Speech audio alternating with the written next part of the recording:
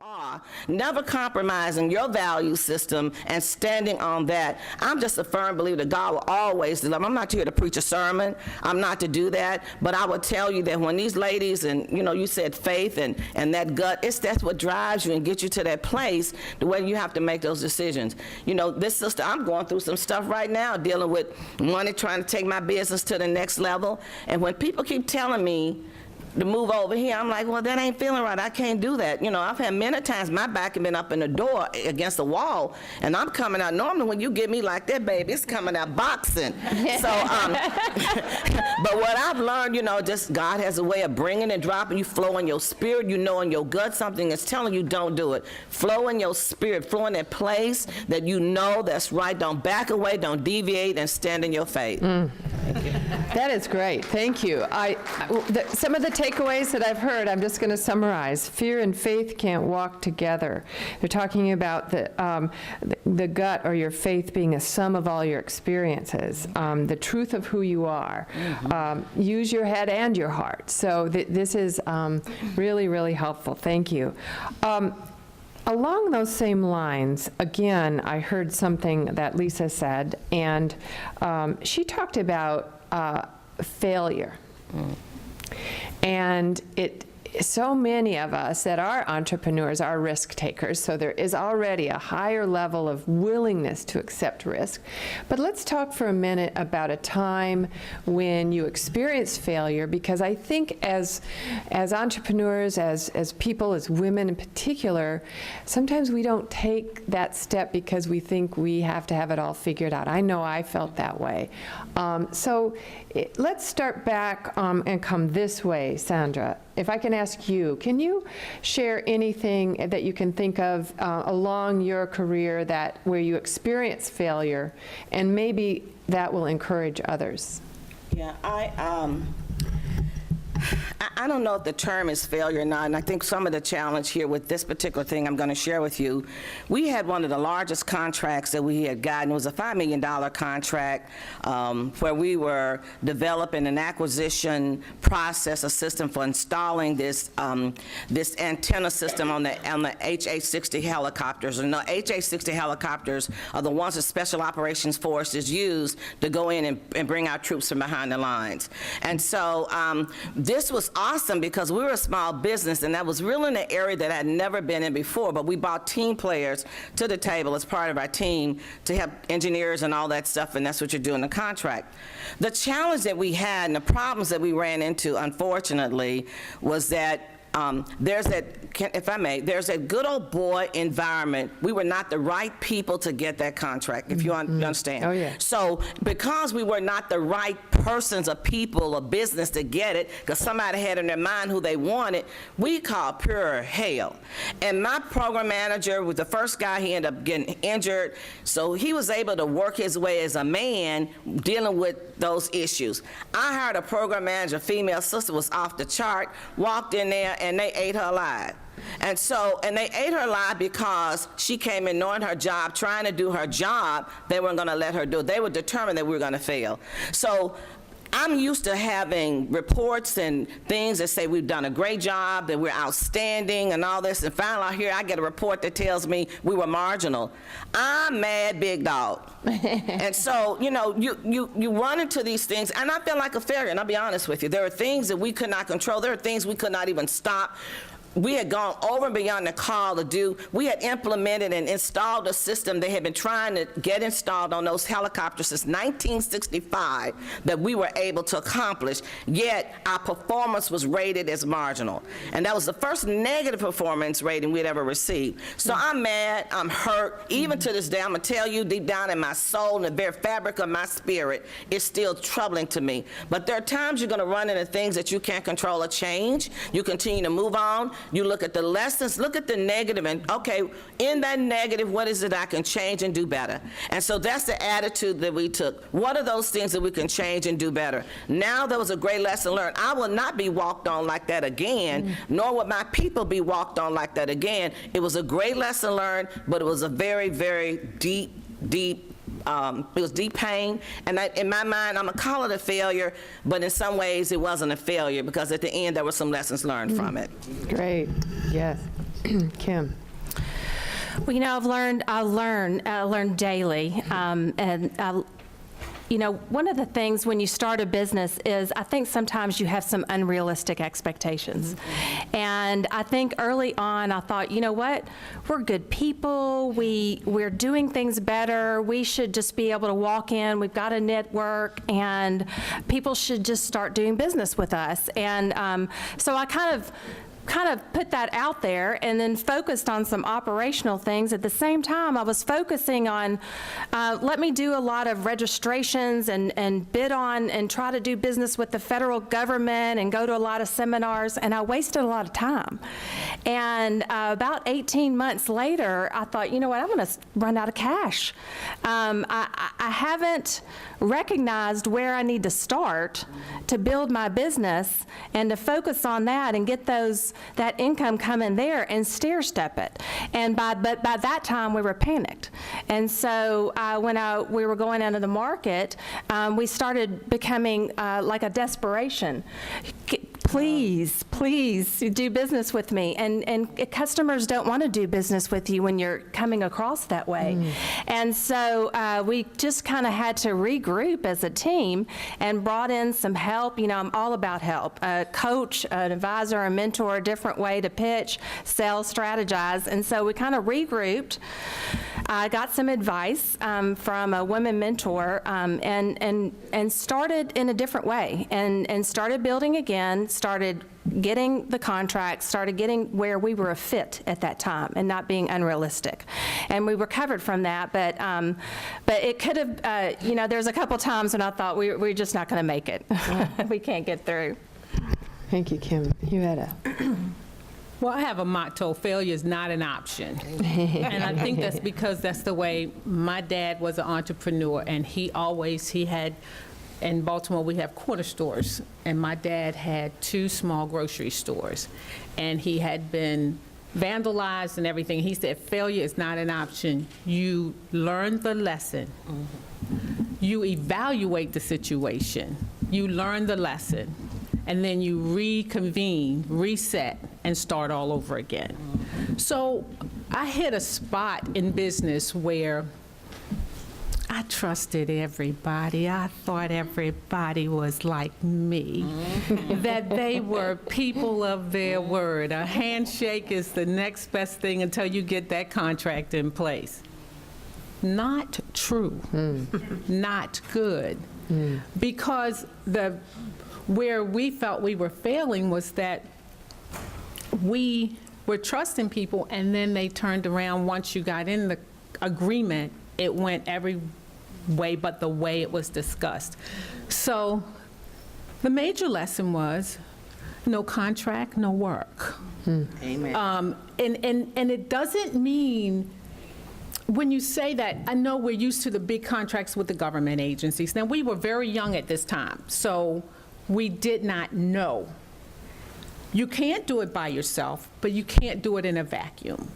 And when you get that contract, we were able to be picked up by a mentoring company, a large organization, and they helped us because I believe in mentoring. I believe in being mentored, and I believe in mentoring, giving back in mentorship, because you can't do it by yourself, and everybody will convey that same message in all that we say. But you need someone to walk with you and to help you through those difficult moments and to teach you things, because you don't know it all and you can't know it all. And they helped us to build the right way, the right procedures, the right best practices, when you need a contract, when you can do a PO, when you can do a work order. But at the end of the day, we had to learn the hard way of how to put that contract in place and how to work together as a unit with the people that we were partnering with, and handshakes don't do it. You need a formal agreement. But that was in early years. It was a very painful lesson, but it was a good lesson. Carrie. I could probably be quick on this one. I can't even stop counting how many times I've failed at something. I mean, that's just being honest.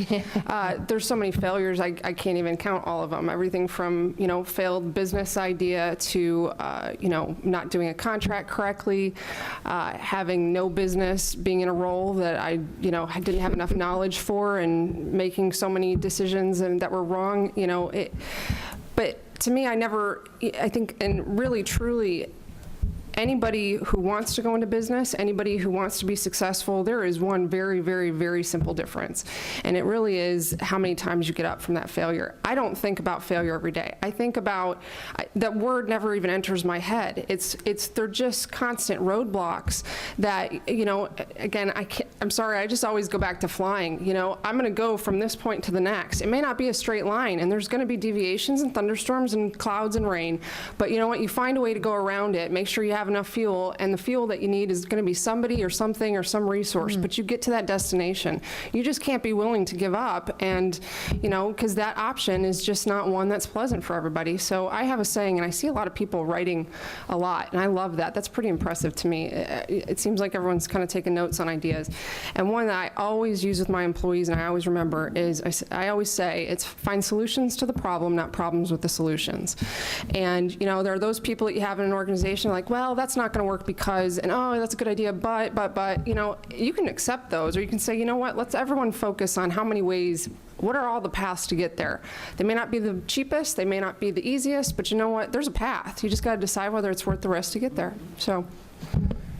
Wow, takeaway there. Failure in an entrepreneur's mind is equating to lessons. Life is all about what did we learn and not how that failure can block you. We had a little bit of a late start, and I'm already getting a sign that we have only 10 minutes to go. So what I'd like to do is open it up for some questions, and then if we have a little more time, I can ask a couple more of our, so Roby, let's go. Let's see. Good question. No, this is she. Let's see, she is the cutting edge. You are absolutely welcome. Does anyone have, thank you, Roby, anyone have a question for any of these incredible entrepreneurs? And can I ask you just to speak into the microphone over here? I'm sorry, but they wanted to make sure that it's recorded. Okay, and I'm short. All right, so I guess, Carrie, the first question that I would ask, and we sort of alluded to it when Kim was making the comment, is about the capital necessary to work in that environment. And I heard you say something about you took a vote. Would you talk about the structure within your organization that you've set to be able to make some of those real tough financial decisions and that change the course of your business? I'd like to hear a little bit more about that, because it sounds like you've either created a board of advisors, or how did you form, or was it already in existence, and how did you choose people to be in those roles in your organization? That's a great question. I don't have a formal board of directors. I'm 100% stakeholder. To me, my board of directors is my executive management team. They're around me because they bring a level of experience that I don't have. Going into business, and well, I bought the company when I was 31 years old, and I started running it when I was 25. So I wasn't stupid. I knew that I didn't have all the lessons of 20 years in business, not to mention dealing with the global aspect, and I'm a woman. I can't go to China without the gray-haired guy, and I can't go to the Middle East without a scarf on my head and having a man that's in front of me. I'm okay with that, but you have to operate within those parameters. So along those same lines, in my organization, everybody that's around me on my executive management team has something that I don't have, and they're very, very good at it. And likewise, they each do not, I don't have mini-me's, and I don't have duplications of each other, so that there isn't that infighting. Everyone has a mutual respect for each other.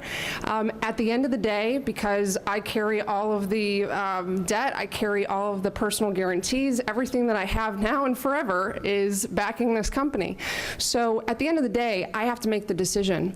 But I firmly believe that you have a management team that you trust and that you would trust your life with. And if you don't trust your life with them, then they shouldn't be on your management team. And that's what I did, is those were all people that have their own experience. I also, if I did this, I was depending on them, and that was the trust I had that this return was going to be worthwhile. So that was the vote I did. And I wanted to know where everyone stood. I wanted to know what their experiences told them. At the end of the day, I had to make the call. And the person that was the dissenting vote was actually the most experienced person in business that was on my management team. But after the fact, if he was here, he would tell you, he said it was probably one of the best decisions he's ever seen. So, but he, you know, it just, everyone has their own aspect to it. And I just would say that if, no matter what, make sure when you're making decisions, you know, get that advice. At the end of the day, you have to make the decision. But, you know, you have all those pieces of information. And ultimately, that to me is the formula for what your gut is. But it's certainly not magic. It's a lot of important information. Can I add something to what she, if you don't Yes, mind? no, Yeah. please. Let me add something to what she was saying in reference to your question. One of the things that I think is important, in particular in leadership, we have to recognize that we don't know it all.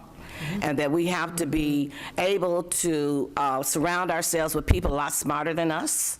Our job is to facilitate the process as leaders and to be reminded that it is our job to serve. Not to be served, but for us to serve. And so when you surround your people, just as she suggests, with the right kind of skilled people, it makes your job a lot easier in making those decisions. One of the mistakes that I made early on in my business is that I didn't do that. I'm not intimidated by anybody, but the problem is finding the right skill set that you need in order to do so. You hire people with the expectation that they're going to deliver, and they don't, and you end up sometimes maybe keeping people a lot longer than you need to, or pushing you to a place that you act stupid and you don't need to be there. So there's some lessons that I've learned that I have to let go. But I'm going to add this too. One of the things that we've done in our business, that I did this a couple of years ago, I started a strategic advisory board, and that strategic advisory board, I'm 100% owner. It is me. But if I'm going to take my business to the next level, I would like to have people that are, again, a lot smarter than me to help me move to that place. Sandra has great ideas. Sandra does not know it all, and probably my ideas are not the best ideas. But if I bring the right people on board, we can sit and have that discussion. They can make recommendations to me, and we move forward. I have a 2-star general, Air Force general that's on my team. I asked him, I said, I can't afford him. But he said, Sandra, I'd be willing to come and do it. I have persons from industry and logistics like what I do. I've gone and I approached them, asked, do you mind being on my board? They volunteered to do that. And so, so anyway, that strategic advisory board, we meet every quarter. We talk about ideas and recommendations on how we're going to move to the next place. And then I have found, and what they do understand, by the way, I still drive the train. They're there to make recommendations. And of course, we have to be careful when you're certified as a minority-owned business, woman-owned business, service-disabled veteran, you have to maintain control of your business. So getting input from people is always important, that team, but at the end of the day, you're going to be the one that's going to ultimately make the decision and call. So don't be afraid to go out and seek people that are smarter than you, because that's going to be the difference in you growing your business and moving it to the next level. It's not an indication that you're a weak person. It just shows that you're smart. Good. Any other questions? Yes, Regina. Just a quick one. I represent the technology sector, and most of you really are the tech sector, from the moderator across. So I think we've all seen recently that in the field of technology, women are leaving in droves, and they're starting their own business, and books like Lean In. So I just would like you to just generally comment on that phenomena in our culture and in business today. Anybody like to take I'll start with You that had- one. When technology first erupted, we'll say, because it just came like a big boom, the industry was led by men. And there are more women in the world today that are more interested in taking on technology and not afraid of technology. Technology is a broad title, and it has so many facets to it. And I think women have stepped up to the challenge that it is not just a boys' world, that if you believe that you can do it, you can do it. So you will find women in I know women in every sector of technology, from laying cable outside to taking it in and bringing it into a building and putting it on walls at desks, to leading Fortune 500 companies that are technology savvy and CIO positions, because technology is something that you have to find a piece. You have to find a piece that feels good to you, and women are no longer intimidated by the role of technology, as at one point it was so masculine and it was so labor intense that it pushed women away. Because I spent 20 years as the only woman in offices of technology, 20 years, and now it's just totally changed. I can tell you that at the annual conference that I go to with other businesses like mine, there are 2 women, me being one. And so while I do think that it is changing, and we have to encourage our daughters Yes. To study math and science, and our godchildren and everybody that are in our households, that math and science is important, because then they can become programmers, and they can really make a difference. I am getting the sign. Oh, wait, I'm going to take one other question before I ignore this. I was a truck driver for 4.5 years, cross-country car Wow. hauling. So I worked, and I'm a daddy's girl, so I did everything I thought everything my daddy did, I thought I could do. So I think it's more that the world, the women, they were portrayed as, you don't need to do that, that's not womanly, that's not girly. I think we always had it in us. Yes. But now we're just gonna show y'all. Good. No, Don't take it personal. Listen, no, not you. You are number one let me take a supporter. minute then. I have 2 things on the agenda. One is, let's please tell this group of incredible entrepreneurs thank you for sharing their wisdom with us. These are the employers in our community that are really making a difference.